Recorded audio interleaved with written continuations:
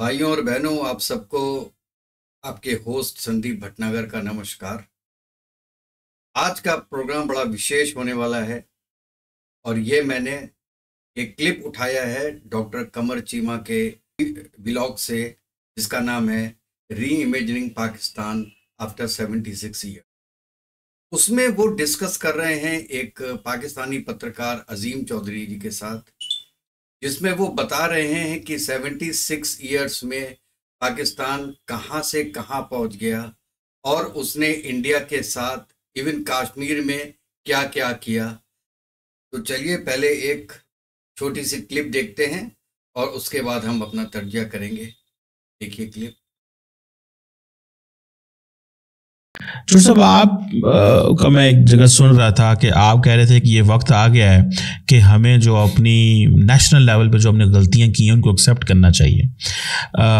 हमने जहाद अफ़गानिस्तान के हवाले से या कश्मीर में जो जहाद हमने किया जो हमारे गरे पड़ा हुआ है, पहले हम 20 साल से जो है वो दहशतगर्द जिनको हमने बनाया फिर उनसे लड़ते रहे, फिर हमने कश्मीर वाले बनाए, हम उनसे लड़ते रहे, उनको जो है वो अंदर डाल रहे हैं, किसी को इंडिया आके मार के चला जाता है।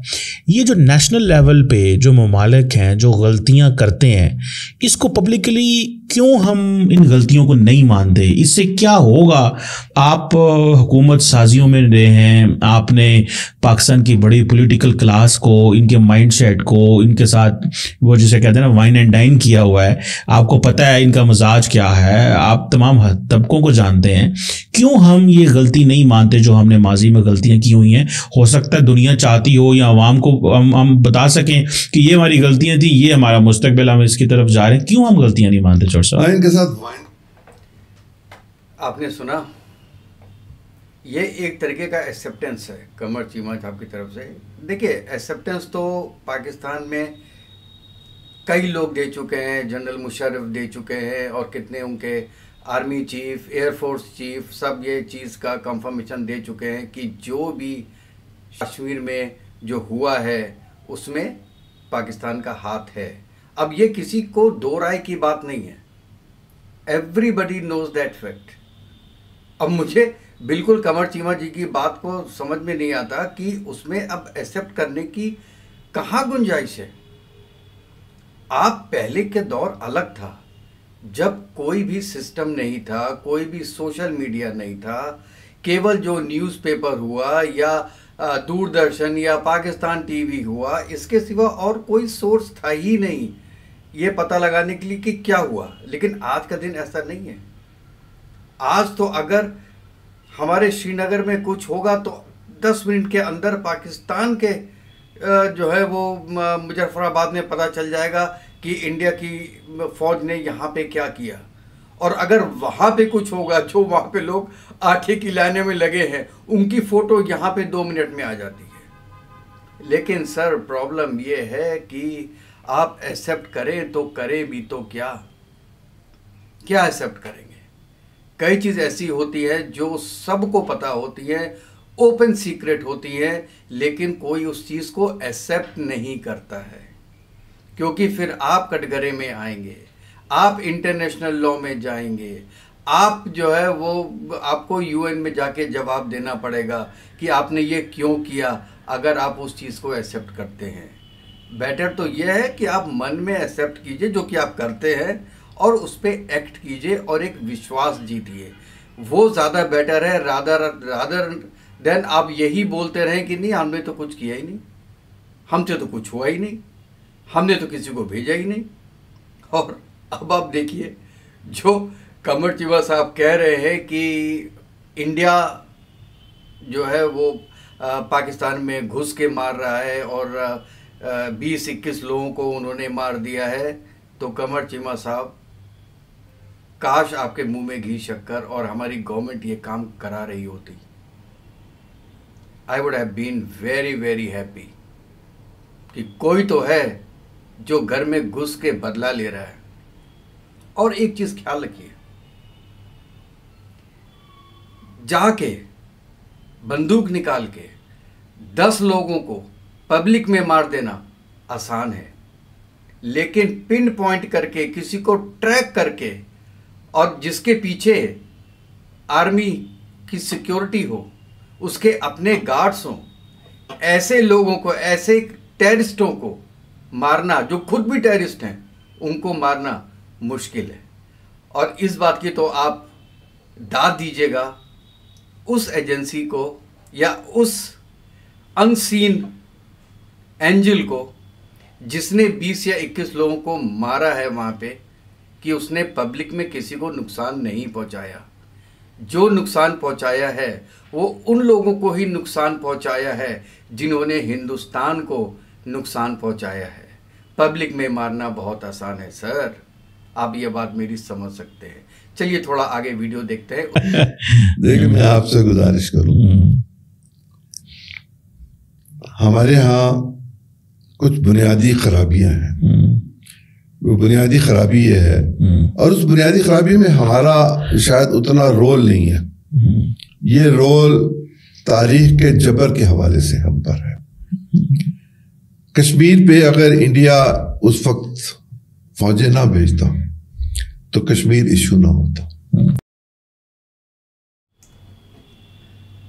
कश्मीर पे इंडिया फौज नहीं भेजता, कब भेजी थी? 1947 के बाद। और वो कब भेजी थी? जब महाराजा हरि सिंह ने बोला था, उन्होंने एग्रीमेंट साइन किया था कि हम आपको तस्लीम करेंगे और आप आके हमको बचाइए। और उस वक्त आपने 47 में क्या किया था, ये आपको याद है? पश्तून ट्राइब, तनोली ट्राइब के लोग वहाँ पे अंदर घुस गए, कश्मीरी को परेशान करना शुरू कर दिया। तब महाराजा हरि सिंह ने बोला था कि भैया हमने तो स्टैंड स्टिल एग्रीमेंट किया है पाकिस्तान के साथ, लेकिन वो काम नहीं किया, उन्होंने धोखा दिया। इसलिए फिर उन्होंने इंडियन आर्मी से, इंडियन गवर्नमेंट से कहा कि आप हमारी रक्षा कीजिए, हमें बचाइए। इसलिए इंडिया की फ़ौज गई थी।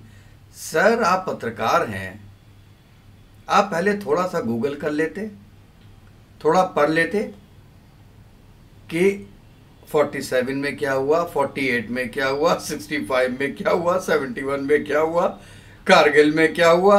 आप पूरा पढ़ लेते, उसके बाद आ जाते। चलिए थोड़ा आगे देखते हैं क्या कह रहे हैं। कश्मीर का इशू दब जाए, कम हो जाए, ऊंचा हो जाए, नीचा हो जाए, कहें ख़त्म कर दिया, कहें बेच दिया, जो मर्जी कहें, अल्टीमेटली उन्होंने अपनी आज़ादी लेके रहना है। उसके बगैर इस खित्ते में अमन नहीं हो सकता। लेकिन चौट साहब उन्होंने यूनिलैटरली सारा स्टेटस ही चेंज कर दिया। आपकी हुकूमत के पास कोई ऑप्शन ही नहीं है। आपको तो ओआईसी अब आपका इजलास नहीं करता इस टॉपिक, जब इंडिया ने स्टेटस चेंज कर दिया है। अब तो वो कह रहे हैं कि जो इंडियन कश्मीर है वो ज़्यादा अच्छा परफॉर्म कर रहा है, आए इसको मॉडल देखें। वो तो अरबों डॉलर का वहाँ पे इन्वेस्टमेंट्स करवा रहे हैं। आप कह रहे हैं कि जनाब उन्होंने आज़ादी मिली। साहब सरदार याकूब साहब कश्मीर के प्रेसिडेंट भी रहे, प्राइम मिनिस्टर भी रहे। मेरी इस बारे में उनसे एक मुलाकात हुई और एक रिटायर्ड 4 स्टार के साथ बैठ के हुई। उन्होंने मुझसे ये कहा, मेरे इस सवाल के जवाब में वो जवाब दे रहे थे, उन्होंने कहा कि मैंने ये कंसीव किया था आइडिया कि हम इंटरनेशनल कंपनीज को कश्मीर के बॉर्डर के साथ साथ जो हमारी लाइन ऑफ कंट्रोल या सीज़फायर लाइन जो भी आप उसको कह लें, उसमें और शहरों में ला के उनसे इन्वेस्टमेंट करवाएं। जब तक उनकी इन्वेस्टमेंट नहीं होगी, उनका इंटरेस्ट नहीं बढ़ेगा, उनको मामलात का पता नहीं चलेगा। मेरी इत्तला के मुताबिक बाग में शायद कोई आईटी का बहुत बड़ा मरकज़ है जिसमें 13-14 हज़ार बच्चे काम कर रहे हैं। अगर वहाँ 13-14 हज़ार बच्चे काम कर रहे हैं और जो लोग उनसे आईटी का काम ले रहे हैं, उनको भी तो इस बात का अंदाज़ा होगा कि हम कहाँ से काम ले रहे हैं। भैया मतलब ये है कि बॉर्डर में आप बाहर की कंट्री से इन्वेस्टमेंट करा के बॉर्डर पे उनकी जान खतरे में डाल दो, क्योंकि आपके हिसाब से तो इंडिया कभी भी स्ट्राइक कर देगा। मतलब अपने लोगों को ना भेज के आप फॉरेन कंट्री के लोगों से कहिए कि वहाँ वो इन्वेस्टमेंट करें, एफडीआई करें बॉर्डर पे, जिसमें तब उनको उसकी पोजीशन पता करेगी। हद हो गई सर, हद हो गई। एक बात। दूसरी बात ये कि हम पे जो तारीख के जबर हैं उसमें ये जंगें हैं अच्छी थी बुरी थी, जंग तो कभी अच्छी हो ही नहीं सकती। उसके नुकसानात जितने हैं, उसके नतीजे में मईशत तो दोनों मुल्कों की तबाह हुई। हमारी मईशत दोनों मुल्कों की तबाह हो गई। ये देखिए उनका स्टेटमेंट। इंडिया आज जो है वो 5वीं सबसे बड़ी मईशत है।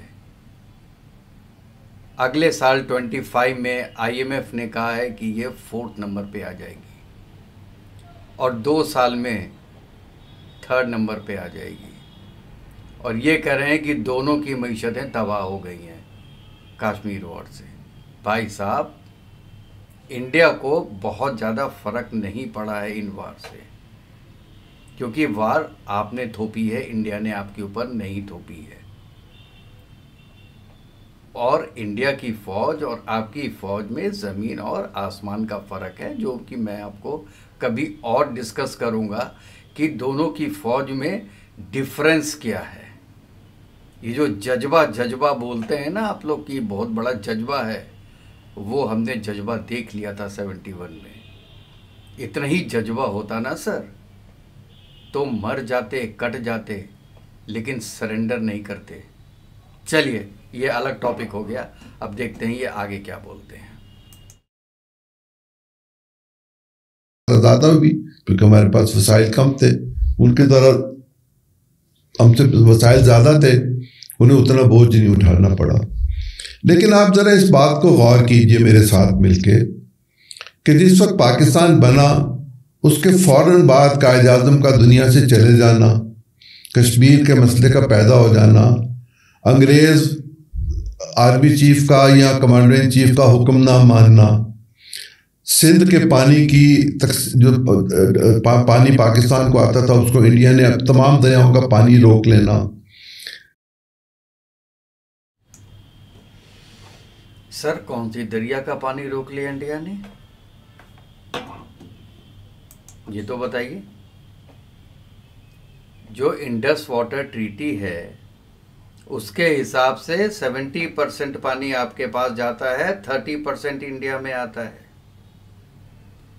और जो 3 ईस्टर्न रिवर्स जितनी भी हैं, बाइस है, रावी है, सतलुज है, वो तो ऑलरेडी इंडिया के मतलब उसमें देरे वजह थी, जो कि अराउंड करीब 40 बिलियन मीटर क्यूब जितना पानी होता है, वो तो इंडिया के साथ थी। और जो वेस्टर्न रिवर्स हैं जिसमें इंडस था, चेनाब था और झेलम था, वो पाकिस्तान के लिए था। अभी आप कह रहे हो कि इंडिया ने पानी रोक लिया, मतलब रावी का पानी रोक लिया। अभी आप कह रहे हो पूरा पाकिस्तान बोल रहा है कि रावी का पानी इंडिया ने रोक लिया। सर, एक तो यह है कि रावी का पानी इंडिया का था, पाकिस्तान का नहीं था।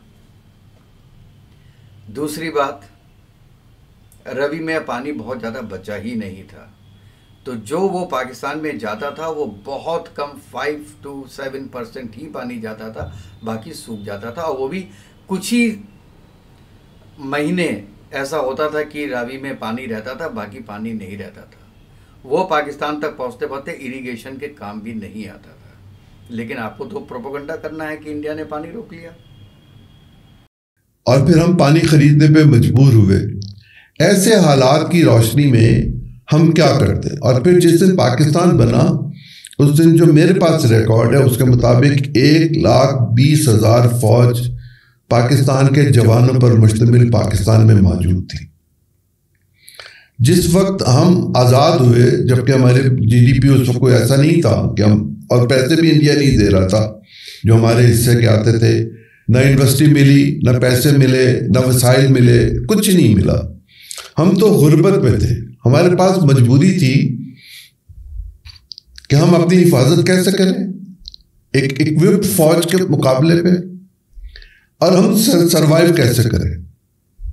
फिर जो रेशा दवानियाँ थी, जो उनकी स्ट्रेटेजी थी कि अच्छा हम इसको तोड़ देंगे, जो उन्होंने रूस के साथ मिलकर, अगर आप सुल्तान साहब की किताब चमन पे क्या गुजरी, जो हमारे फॉरेन सेक्रेटरी थे, वो किताब पढ़ें तो आप पर चीज़ें बहुत वाज़ेह हो जाएंगी। आप तो एक थिंक टैंक के बहुत करता धरता है, आसानी से आपको किताब मिल जाएगी। चमन पे क्या गुजरी सुल्तान साहब की लिखी हुई है, फॉरेन सेक्रेटरी थे, याह्या खान के साथ भी थे और भुट्टो साहब के साथ भी थे।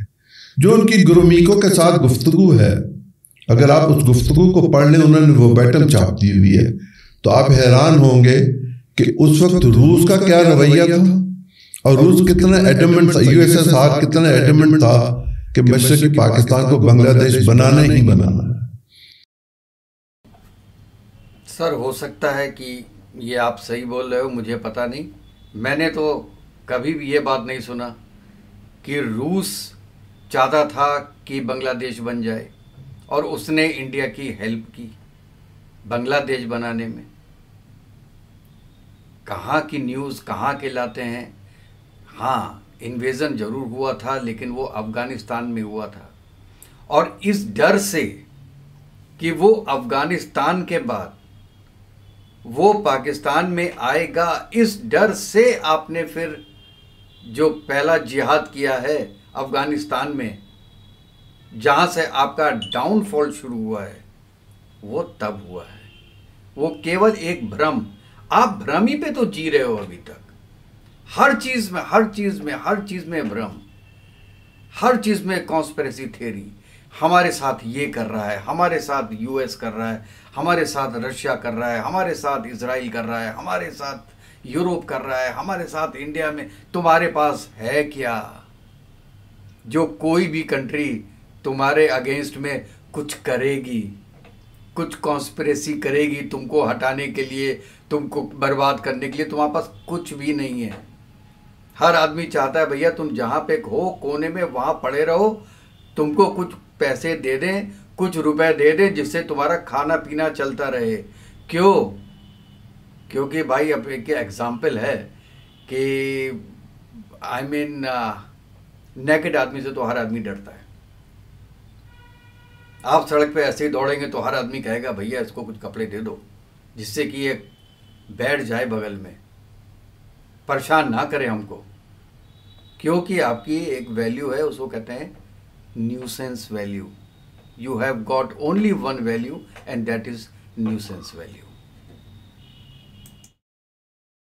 इंदिरा गांधी की तो अपनी सोच थी, फिर उसके बाद भी कुछ गलतियां हमने की, कुछ इंडिया ने भी को बहुत अच्छा नहीं किया, उन्होंने शायद हमसे ज्यादा की, लेकिन हम लड़कर जिंदा नहीं रह सकते। हमें मामलात को संभालने के लिए सबसे पहले अपनी इकोनॉमिक कंडीशंस को ठीक करना पड़ेगा। जब हम लोगों के पास भीख मांगने जाएंगे तो हम उनसे ये नहीं कहेंगे कि कश्मीर के लिए तुम आवाज उठाओ, वो ये कहेंगे भीख लो और जाओ कर। आ गई ना सही बात मुंह पे कि आज फाइनेंशियल कंडीशन खराब है तो आप कश्मीर के लिए कुछ नहीं कर पा रहे हैं, और अगर कल फाइनेंशियल कंडीशन ठीक हो गई तो फिर वही जिहाद शुरू होगा जो इतने सालों से कश्मीर में चलता आ रहा है। और उसके बाद आप बोलते हो कि इंडिया ट्रेड क्यों नहीं करता। इंडिया को क्या प्रॉब्लम है? इंडिया को यही प्रॉब्लम है। और जो भी इसके हामी भरते हैं कि पाकिस्तान के साथ इंडिया की ट्रेड होनी चाहिए, मैं बहुत अगेंस्ट हूँ उसके। क्योंकि आज ट्रेड नहीं हो रही है तो पाकिस्तान का जो हाल है, कल को ट्रेड शुरू हो गई, कल को उनमें कुछ पैसे, उनके पास कुछ पैसे आ गए अपनी अंटी में, तो ये जिहाद फिर शुरू होगा। ये केवल इस वक्त का वेट कर रहे हैं कि कब इनकी इकोनॉमिकल हालत ठीक हो और इंडिया में कोई ऐसी गवर्नमेंट आए, आप समझ रहे हैं, जो कि इनको कुछ भी करने दे और कुछ ना बोले, केवल ये कहे कि हम देखेंगे, हम देख लेंगे, अब दोबारा मत आ जाना, अगर तुमने दोबारा कुछ किया तो हम छोड़ेंगे नहीं। बस 60 साल से यही सेंटेंस सुनते सुनते कितने लोग कश्मीर में मर गए, कितने लोग बॉम्बे में मर गए, पार्लियामेंट में अटैक हो गया, अहमदाबाद में अटैक हो गया, जगह जगह पे अटैक हो गया। यही सुनते सुनते कि जब अगर अगली बार किया तो छोड़ेंगे नहीं। चलिए आगे देखते हैं। जाओ, इमदाद दो और जाओ। वो आवाज़ जो हमारी थी वो मध्यम पड़ गई हुई है। हमें अपनी इस कुव्वत को पैदा करने के लिए अपने वसाइल पर इन्हिसार करना पड़ेगा। हम एक सुस्त कौम है, हम एक काहिल कौम है, हम अपने ज़मीन की खुदाई करने के लिए तैयार नहीं है। उसके लिए भी हमें दुनिया भर से लोगों को बुलवाना पड़ता है और उनको कहना पड़ता है कि आप ये मेहरबानी कर दें। वो उसमें से कितना लूट के ले जाते हैं ये एक अलग बात है, लेकिन अब हमारे पास अपने वसाइल बेचने के अलावा भी कुछ बाकी नहीं बचा हुआ। वसाइल को बचाएं, अपने मामलात को ठीक करें। इकोनॉमिकली जब हम बेहतर होंगे, आपका क्या ख्याल है? हांगकांग चीन ने ज़बरदस्ती लिया, उसने अपने इकोनॉमिक्स के बेहतर होने की बुनियाद पर अपना राज वहां तक कायम कर लिया। अगर वो ताइवान लेगा तो वो जंग करके लेगा, नहीं, वो अपनी इकोनॉमिक कंडीशंस की बुनियाद पर लेगा। और ये उनकी पॉलिसी का हिस्सा है। आप मुझसे ज़्यादा इस बात को जानते हैं कि जब तक मेरी इकोनॉमिक्स ठीक नहीं होगी मेरा कुछ ठीक नहीं होगा। फिर वही बात आ गई, चाइना ने हांगकांग को कैसे लिया? इकोनॉमिक से।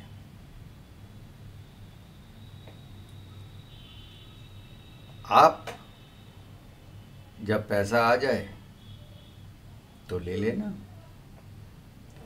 इंडिया ये कोशिश करेगी कि आपके पास ऐसी सहूलियतें हो ना, और उसके लिए बहुत ज़रूरी है कि आपके साथ ट्रेड ना किया जाए और किसी को करने ना दिया जाए। कोई डिफेंस के इक्विपमेंट आपको ना मिले, और जो मिलते हैं वो चाइना से मिलते हैं, वो दुनिया जानती है। जो चले तो चांद तक, नहीं तो शाम तक। और ये पाकिस्तानी पत्रकार और पाकिस्तानी डिफेंस एनालिसिस भी कई बार बोल चुके हैं कि चाइना ने वार तो किया नहीं, और जो वार की है वियतनाम से वो हारा है, और ना ही उनके जो इक्विपमेंट हैं वो इतने रिलायबल हैं। उनको खुद विश्वास नहीं है। मतलब जो लोग उनके इक्विपमेंट यूज़ कर रहे हैं उनको खुद विश्वास नहीं है ये चलेंगे कि नहीं चलेंगे। चलेंगे तो किस हद तक चलेंगे। लेकिन यहाँ पे टॉपिक दूसरा है। यहाँ पे टॉपिक ये है कि अगर और कि पाकिस्तान की इकोनॉमिक कंडीशन बेटर हो जाती है तो ये इंडिया के लिए बहुत अच्छे संकेत नहीं होंगे, अनलेस एंटिल पाकिस्तान को ये एहसास हो कि जो 75 साल से उन्होंने किया है वो गलत किया है, और उस पर रिपेंट करें तब, और ये कहीं पे एग्रीमेंट करें कि ये काम अब दोबारा नहीं होगा, और उसमें जो सिग्नेटरी हों वो उनके आर्मी चीफ और प्लस प्राइम मिनिस्टर और प्रेसिडेंट तीनों हों, क्योंकि वहाँ पता चलता ही नहीं कि किसकी तूती बज रही है, किसकी बातें सुनी जा रही हैं। तो सबको एक जगह बुलाओ, सबको वहीं पे साइन करा लो कि भैया ये साइन करके दे दो, और उसको इंटरनेशनल कोर्ट में ले जाओ, और तब जाके इंडिया को कुछ करना चाहिए हेल्प पाकिस्तान की ट्रेड पॉइंट ऑफ व्यू से। तो भाइयों, अगर आपको मेरा ये वीडियो पसंद आया हो तो प्लीज़ मेरे चैनल को सब्सक्राइब कीजिए और बेल आइकन दबा दीजिएगा, जिससे कि जैसे मैं कोई नया वीडियो अपलोड करूं तो उसका नोटिफिकेशन आपके पास आ जाए। और प्लस मुझे टॉपिक्स दीजिए कि किस टॉपिक पे या किस वीडियो पे मैं रिएक्ट करूं। और इसके साथ हम मिलते हैं मेरे नेक्स्ट वीडियो में। Thank you very much.